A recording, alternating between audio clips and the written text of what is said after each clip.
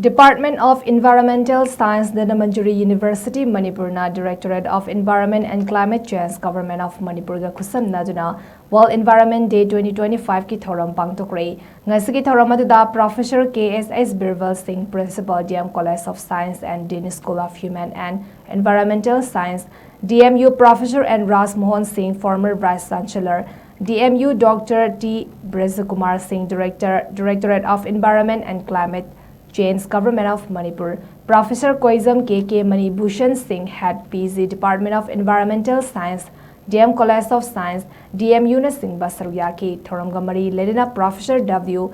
Chan Babuna Paumi Singaunaba Amada, Hauzik Olakliba, Mausagi Fibam, Hanagi Leramba, Pambi Singh Mutselakpa, Anoba, Masakhang Dabakaya Tolakpa, Plastic Waste Management Ningtina Taudana, Taudaba asina mioibada lainatina kaya pokhalakpa asi punna honaduna thingminnaba mathau tai amaromda World Environment Day numit khaktamak tholaktuna observe tawbagi mahuta chahiduma malem asibu kannaba honaminabagi tangai fadaba lei haina mahakna fongdoki and housing mak aikoina Manipur thengnari si mafam khuding makta hogi plastic ki pollution si adum uwa phange hoji no hek tabaga kanogi akogi drain mayam si loina mak akogi thingkatana chok tawdana laire mayam si ta tholai basi kokhalu ba kotho matamda thengna gadoi si plastic bottles adagi plastic atana ayamba oina tholakane beta adagi yumda sinaba pata haudi mayam si su akogi solid waste management gi concept si properly implement tawdabanina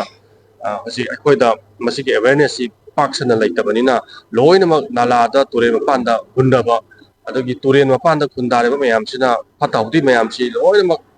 wise pagi makum marangbo su turen mayada putoro ka haidokpa ada sigi mayamsi hogi pollution siga mari lenaba issues ngataneba aduna khona loktak sida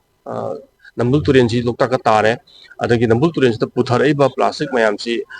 yam yangre hairiba Maruina even akogi DHANAMANJURI University nakan da cheliba naga nala si handak ising sawbada asida plastic bottle mayamna phungkat laga turen marin si pik thana kupsal laga laigre